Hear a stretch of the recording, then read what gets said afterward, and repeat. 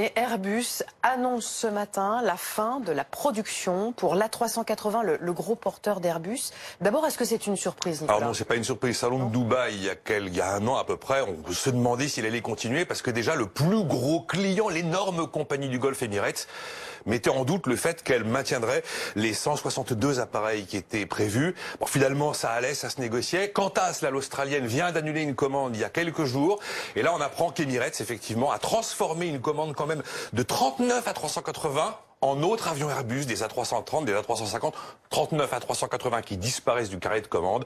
Effectivement, c'est tout match et on arrive à ce moment où là, on valide le fait que le programme n'est définitivement plus viable et on arrête sa production. Voilà. Alors, quelle est l'explication, Nicolas? Parce que cet avion est jeune, il a 12 ans, c'est un fleuron de l'industrie européenne, un fleuron d'Airbus. Absolument. Alors l'explication, en fait, l'explication en une phrase, c'est que ça a été un rêve d'ingénieur comme le Concorde, mais à l'arrivée, c'est un cauchemar de commercial. D'abord, au départ, vous avez une vision, un marché surestimé. Il s'imaginait dans les années 90, quand il lance le truc, qu'on aurait besoin de 1400 avions géants, car c'est l'avion géant le plus grand du monde.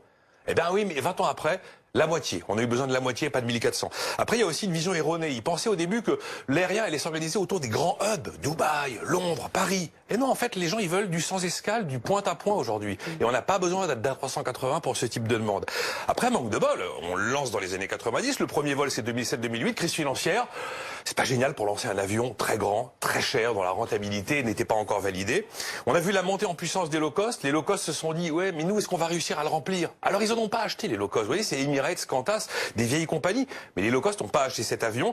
Et puis, il y a eu la concurrence. Il y a eu effectivement le B777 de Boeing qui est arrivé, qui est devenu une forme de référence pour les vols transcontinentaux. Du coup, la 380 en a souffert.